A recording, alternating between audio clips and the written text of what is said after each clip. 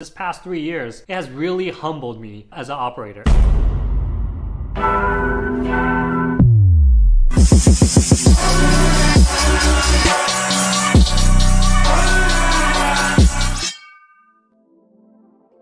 Hey, what's going on everyone? Welcome to a new episode of Leveraging Real Estate for Freedom. This is the first episode of 2024. 2023 just wrapped up, and I hope you guys all had a fruitful year. Now, going to 2024, we're going to look back and analyze on the entire year that we've just had. I generally make fun of people who take any type of losses in real estate. And my specific phrase to describe these people, I quote, "These are idiots." Idiot. Because it's extremely difficult in real estate to actually realize a loss. Because real estate itself, if you buy it correctly, it is appreciating assets. If you buy it in California, you know, it's appreciating and it has cash flow, you're in a good spot. However, in recent months, I've been on the butt of my own jokes because we actually realized a couple losses. No. Since a lot of you are watching our videos to learn, it is very important for us to share and analyze our progress as well as our shortcomings to figure out exactly what happened so that you don't make the same mistakes. In the past year, the interest rates have been the highest since forever. And I want to explain to you guys how it affects operators such as myself, right? We're not mom and pop operator, meaning that we don't have 1 to 10 properties. However, we're not an institution either where we have hundreds and hundreds of properties, tens of thousands of units. So we're somewhere in between. We are here in California. We own multitude of properties and we have upwards of 100 units at any given time. How does the interest rate hike affect an investor with 1 property versus an investor such as myself? If you're an investor with 1, 5, maybe 10 properties, most likely you're locked in with long-term rates. So which means that the fluctuation in interest rates in the short term won't necessarily affect you unless your loan is due. What does it mean when a loan is due? And when does a loan become due? Usually, loan become due for short-term loans, bridge loans, private money loans. Those loans are anywhere from 6 months to about 1.5 years, maybe 2 years. Operators with 1 or very few properties, generally they're on long-term loans. And so when interest rates go up, if you don't have to refinance, then you will not feel the effect of these high interest rates directly with your portfolio. Now for us, the biggest difference is that majority of the properties that we purchase are value add projects, meaning that we buy them at subpar conditions, we add value, subsequently we will cash out refinance, pull cash out, or we might exit the property. But majority of the properties that we purchase, they're on short-term debt. That means for all the properties we purchased prior to the year 2023, if it's a year prior or year and a half prior, when 2023 comes around, those loans are due. And back then, pre-2023, we were purchasing properties almost on a monthly basis because we're buying property every single month, building ADUs on top of them, subdividing them. We're lining up our pipeline so that we have a lot of projects in our back pocket. 2023 came around, what happened? Interest rate shot sky high and the interest rate increased extremely fast. During 2023, for 1 to 4 unit properties, our interest rate probably went anywhere from 5 to 6%, upwards to 10 to 12%. For any of our properties over 4 units, which is in the commercial category, it went from 6 to 8% to about 14 to 16%. That doubling of the interest rates also means that our payments double. Now, when we refinance, banks are very intelligent. Banks have to underwrite loans. And so during the process of refinance, they wouldn't put themselves in a bad position, meaning that they always want to make sure that their loan is secured. They want to make sure that the borrower can pay for the loan. And most of the time, they look at the property's performance to make sure that the property's gross income can handle the debt service paying for the debt. And so they have a ratio for that.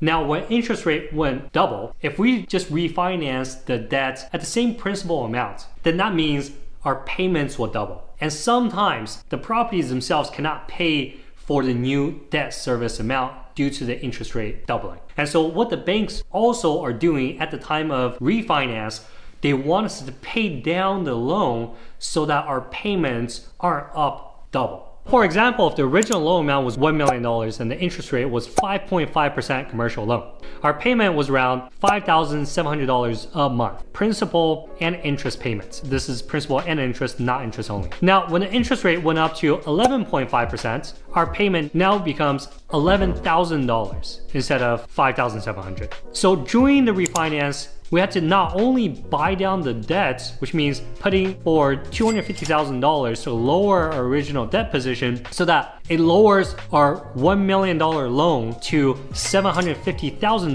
loan. However, now the interest is at 12% and the loan is different. So we're refinancing into a commercial bridge loan, and this is an interest-only loan instead of principal and interest, right? And then now our payment is at $7,500. Even with the lower loan balance of $750,000 compared to $1 million, with the interest rate hike to 11.5% and interest only, our payment is still higher by almost $2,000. We refinanced from principal and interest payment commercial loan into a bridge loan because we're currently still going through value add, and this was one of the best options presented to us.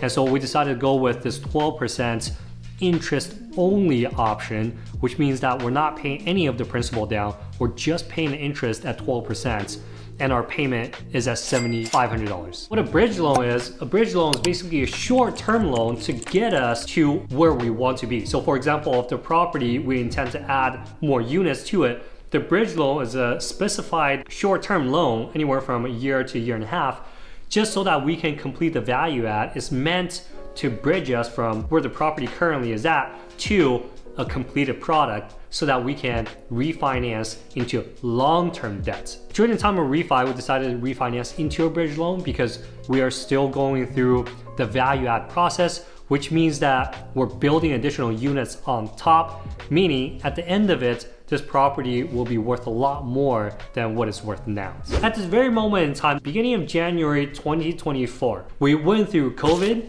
we went through eviction moratorium, interest rate hike, all simultaneously. And some of these things like COVID and eviction moratorium, they were happening side by side. So all three of these things happening in sequence is unprecedented. And so even though I prepared for this my entire life, meaning that I was buying multifamily properties that were positive in cash flow, I had all these defense mechanisms in place, this series of events still affected my company negatively. If you asked me about this 2-3 years ago, I would have told you, you're crazy, because I was just so sure about my strategies and how fortified they were. This past 3 years, it has really humbled me as an operator. I want to share this experience with you so that when you're investing in real estate, you need to understand to respect numbers, to respect a solid foundation, and to not chase appreciation. You need solid fundamentals when you're investing in real estate, or when something like this happens, it could really challenge and affect you. And looking at some of the bigger operators, I'm talking about like national operators with tens of thousands of units, some of the biggest syndicators in the United States took huge losses this past year.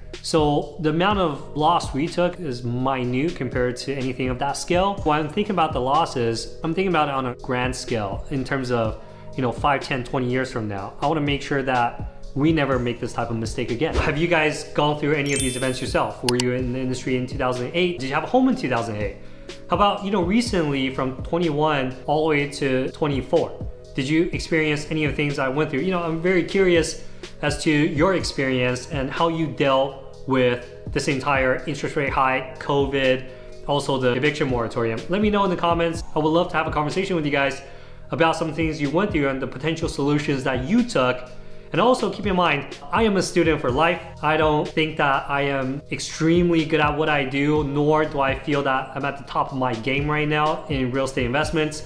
I feel that I'm on my journey to become someone well-to-do and for my company to become substantial in the industry. Everything is cyclical, meaning what goes up must come down, what goes down must come up. So I think the biggest lesson here, at least for myself, was during the zero interest rate times and the government just printing money, I honestly should have had the foresight to know that all this free money was going to cost us. I mean, I kind of knew that was the fact.